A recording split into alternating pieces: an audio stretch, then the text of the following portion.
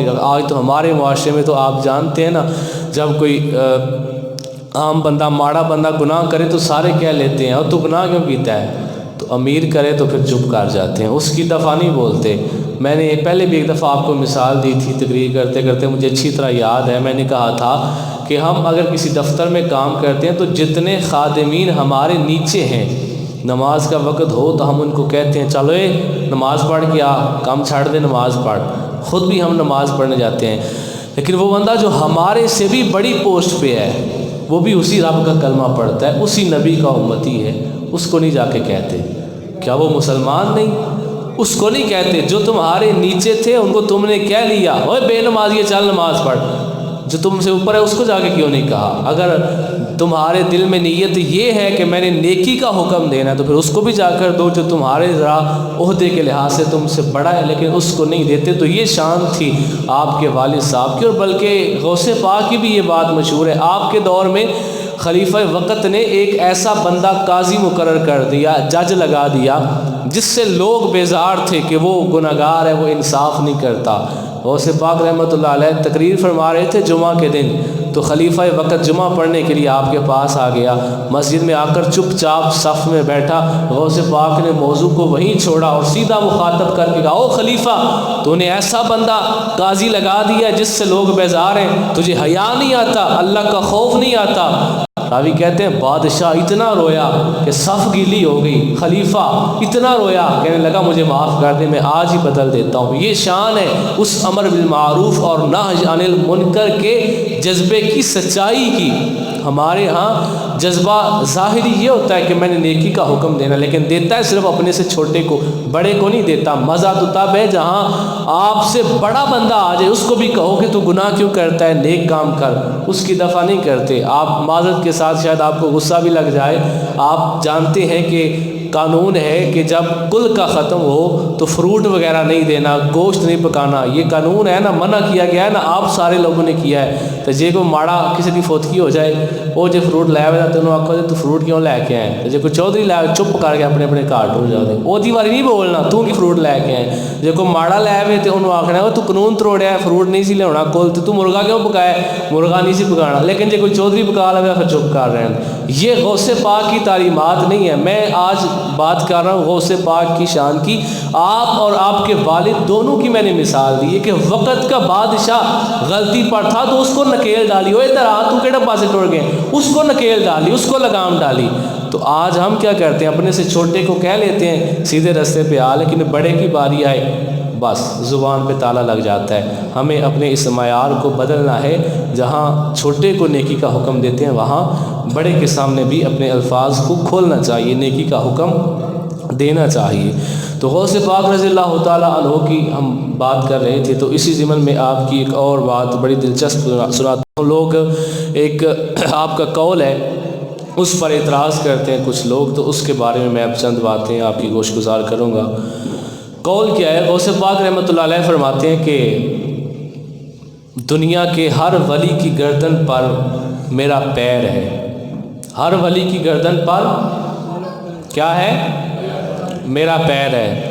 جب غوث پاک نے یہ جملہ فرمایا تھا نا، تو ایک دور دراز کے علاقے میں ایک بندہ بیٹھا تھا، تو اس کو شیطان نے کہا وہ ایڈی دور بیٹھے ہے تو ایتھے میں تو آسڑ میرے اتنے کوئی نہیں۔ تو شیطان نے کہلوایا تو اس نے کہہ دیا، اس نے کہا میرے اتنے غوث پاک کا پیر کوئی نہیں۔ تو جب غوث پاک کے بارے میں اس نے یہ الفاظ بولے تو غوث پاک نے سن لیا، فرمایا کہ اچھا پھر تمہارے کندھے پر میرا پیر نہیں، پھر سور کا پیر ہے۔ یہ جملہ غوث پاک کی زبان سے نکل گیا۔ وہ پورا کیسے ہوا؟ وہ ولی تھا اللہ کا، کچھ عرصہ گزرا، وہ ایک مجوسی عورت کے ساتھ پیار کرنے لگا، اس کے باپ کو جا کر کہتا ہے میں تیری بیٹی سے پیار کرتا ہوں، میری اس سے شادی کر دے۔ اس نے کہا کچھ عرصہ ہمارے ساتھ رہ پھر کر دیتا ہوں۔ اب اس کے ساتھ رہنے لگا، اس نے سور رکھے ہوئے تھے اور وہ بکریاں چرانے کے لیے جب جاتا تو ساتھ ان کو بھی لے کر جاتا۔ تو ایک دن یہ جو ولی تھا اور اب اس کا ہونے والا داماد تھا، یہ اپنے سسر ہونے والے سسر کے ساتھ بکریاں اور سور چرانے لے کر گیا ہوا تھا، ساتھ سورنی بھی تھی، وہاں اس نے بچہ دے دیا۔ جب اس نے بچہ دیا تو اب آپ کو پتہ ہے نوزائیدہ بچہ اسی وقت بھاگ نہیں سکتا، وہ بڑی مشکل سے لڑکھڑاتا ہے، چاہے وہ کسی بھی جانور کا ہو، لڑکھڑا کے چلتا ہے، وہ سفر نہیں کر سکتا۔ تو اس اس نے کہا کہ بیٹا اس کو اٹھا کے اپنے کندھے پر رکھ لو۔ ہائے ہائے، غوث پاک کا قول پورا ہو گیا۔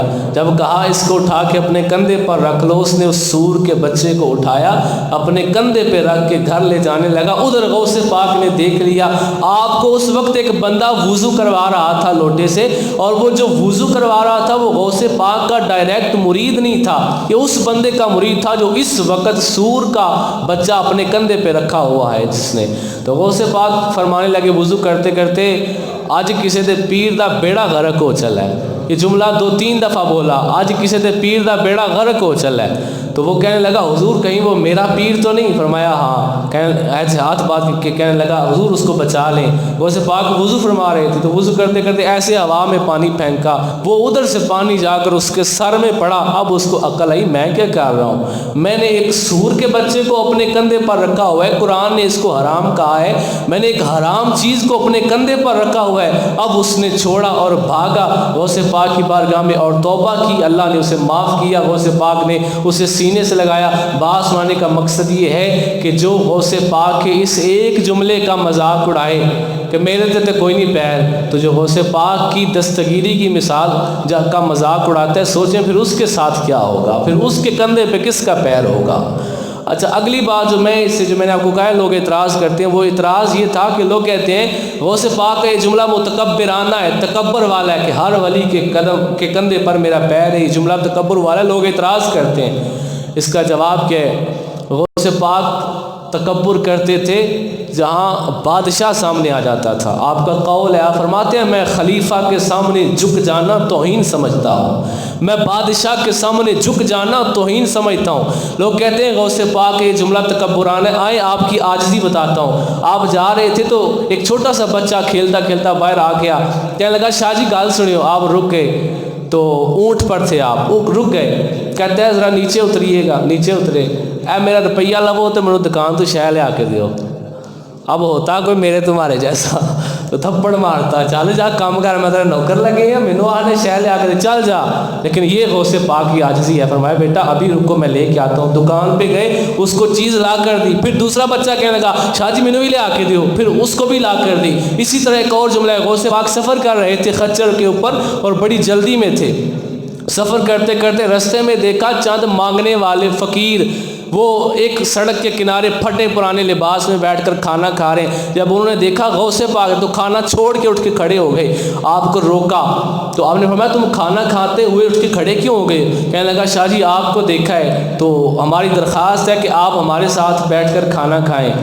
اتنے بھی جے کوئی میرے تھوڑے جہاں ہوتا نا تو آتا لو 100 روپیہ تو تسی کھاؤ میں جلدی جا میں پہ جانا۔ ہماری ایگو نہیں مانتی کہ ہم اس طرح کے بندوں کے ساتھ جو سڑک پر مانگ رہے ہیں اس کے ساتھ بیٹھ کر کھانا کھائیں۔ کبھی بھی میں آپ کو بولوں آپ کھا کے آئیں، زندگی میں ایک دفعہ کھا لیں، آپ کہیں یہ کام نہیں ہوتا ساڑھے کو نہیں ہوتا، لیکن غوث پاک نے اپنے سفر کو ملتوی کیا، رکے اور ان کے ساتھ بیٹھ کے کھانا کھایا۔ وہاں آپ نے یہ جملہ بولا تھا میں تکبر ان کے ساتھ کرتا ہوں جو خود تکبر کرنے والے ہیں، میں بادشاہ سامنے آئے تو اس سے تکبر کرتا ہوں۔ اور یہ قول بھی ہے، شاید حدیث ہے یا ویسے کسی بزرگ کا قول ہے، وہ فرماتے ہیں کہ متکبر شخص کے ساتھ تکبر سے پیش آنا صدقہ جاریہ ہے۔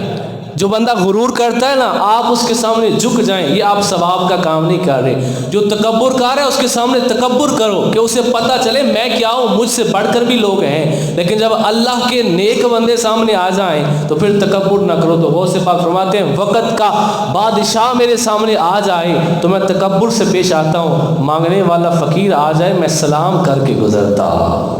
یہ شان ہے غوث پاک کی، اور یہ میں نے اس اعتراض کا جواب دینا تھا خاص کر کہ یہ جملہ ان کا متکبرانہ، یہ جملہ تکبر والا نہیں ہے، یہ غوث پاک کی شان ہے کہ وہ غریب فقیر چھوٹا سا بچہ کہتا ہے مجھے بازار سے چیز لا دیں تو آپ اس کو لا دیتے ہیں، اس کی بات کو ٹالتے نہیں، لیکن جو خود غرور والا ہے پھر اس کے ساتھ ویسا ہی پیش آتے ہیں۔ یہ غوث پاک کی شان ہے۔ آپ کی بارگاہ میں ایک چور آ گیا، کہنے لگا حضور میں تھوڑا مرید ہونا ہے پر میں چوری کو نہیں چھڑنی، مرید ہونا ہے تھوڑا چوری کو نہیں چھڑنی۔ تو میں ٹھیک ہے مرید کر لیا۔ فرمایا پھر ایک کام کرنا ہے، چوری نہ چھوڑو، ایک کام کرو۔ کیا؟ فرمایا جب بھی اذان ہونی ہے تم نے جدھر بھی ہونا ہے کھڑے ہو کر صحیح جس طرح اذان پڑھی جاتی ہے اس طرح تم نے اذان پڑھنی ہے۔ تو یہ مشکل کام ہے؟ کہتا ہے نہیں مشکل نہیں، میں کر لوں گا۔ فرمایا وعدہ؟ جی وعدہ۔ چلا گیا۔ کوئی 2-4 دن گزرے نا تو چوری کرنے کی غرض سے نکلا، ایک عالی شان گھر کی دیوار پھلانگی، اندر گیا تو چوری کا سامان اکٹھا کرنے لگا۔ جب سارا کچھ اس نے اکٹھا کر کے ایک چادر میں باندھا، جب نکلنے لگا تو فجر کی اذان ہو گئی شروع۔ اللہ اکبر! یہ تھا امتحان اب عشق کا کہ اب کیا کریں۔ عقل کہتی ہے چھڑ ٹر جا، مار پی جانی ہے، اٹھ کھلون دینی، بڑا پھنڈن دینی، انہوں دی چوری کرنا آئے ہیں تو ٹر جا اٹھ کے۔ لیکن عشق کہتا ہے نا، ایک ہی تو وعدہ کیا تھا، انہوں نے کہا تھا ٹھیک ہے چوری نہ چھوڑنا، لیکن یہ تو وعدہ کر لیا تھا، یہ کیوں میں توڑوں؟ اب اس نے عقل کو پیچھے چھوڑا، عشق کی بات مانی، وہیں اس نے سامان کہیں آگے پیچھے چھپایا، اذان پڑھنی شروع کر دی۔ جب کسی کے گھر میں کھڑے ہو کے اذان پڑھیں تو لوگ جاگ جاتے ہیں نا، ہے جی جاگ جاتے ہیں، جاگ گئے، سارے جاگ گئے، سارے اٹھ کے پاس آ گئے۔ تو اس کو آ کر کہنے لگے ہم نے تو صرف یہ دیکھا تھا کہ لوگ مسجدوں میں اذانیں دیتے ہیں، تم کتنے نیک ہو، گھروں میں آ کر اذانیں دے کے لوگوں کو جگاتے ہو، اٹھو نماز پڑھو، کتنے نیک ہو۔ چلو آج اذان پڑھ کے ہم سب کو جگایا ہے، اب ادھر ہی رکو، جماعت بھی تم ہی کراؤ گے۔ اللہ اکبر! وہ بیچارہ ڈر گیا کہ میں جماعت تو کرا نہیں سکتا، مجھے تو پوری نماز بھی نہیں آتی، میں کیسے پڑھاؤں گا۔ اس نے کہا نہیں میں چور ہوں، میں کوئی اذان پڑھنے گھر گھر نہیں جاتا، میں چوری کرنے آیا ہوں۔ کہنے لگے اگر چور تھے تو چوری کا کام کرنا تھا، گھر چلے جانا تھا، چوری کرنی تھی، سامان لینا تھا، چلے جانا تھا، رکے کیوں ہو؟ تم اللہ کے ولی ہو۔ کہا نہیں میں چور ہوں۔ کہا اللہ کے ولی اپنے آپ کو چھپاتے ہیں، وہ نہیں کہتے کہ میں ولی ہوں، تم اپنے آپ کو چھپا رہے ہو۔ کہا اچھا چلو، اس کے ذہن میں بہانہ آیا، چلو ایتھے دن نے جان نہیں دینا تو میں وضو کا بہانہ لانا ٹر جانا۔ کہنا چلو ٹھیک ہے میں جماعت کرانا، انج کرو میں وضو کر کے آنا۔ انہیں آخیا اسی پیرو مرشد دے منن والے ہاں، باہر جانے کی کاری لوڑ ہے، اسی اتنے ہی لوٹا لیا، اتنے ہی وضو کرا رہے ہیں، باہر جانے کی کوئی لوڑ نہیں، جاؤ لوٹا لے کے آ۔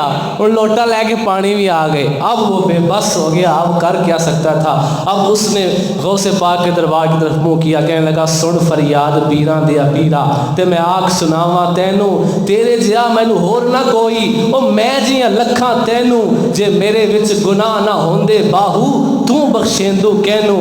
اب وہ کہنے لگا مجھے بچا لیں، میں کچھ کر نہیں سکتا۔ تو عاطف غیب سے ایک آواز آئی جو صرف چور کے کانوں میں پڑی اور کسی کو نہ سنائی دی۔ وہ آواز یہ تھی، فرمانے لگے چل وضو کر کے کھڑا ہو جا، اگر تجھے جماعت کرانی نہیں آتی تو مرید کس کا ہے یہ تو دیکھنا، تجھے جماعت کرانی نہیں آتی تو پھر کیا ہے، اگر جماعت نہیں کرانی آتی بس وضو کر کے کھڑا ہو جا، اگر تو جماعت کرا نہ سکے تو پھر ہم پیر ہی کیسے ہوئے، تو کھڑا ہو جا جماعت ہو جائے گی۔ یہ غوث پاک کی شان ہے۔ اللہ تعالی ہمیں حضور غوث پاک رضی اللہ تعالی عنہ کی تعلیمات پر چلنے کی توفیق عطا فرمائے۔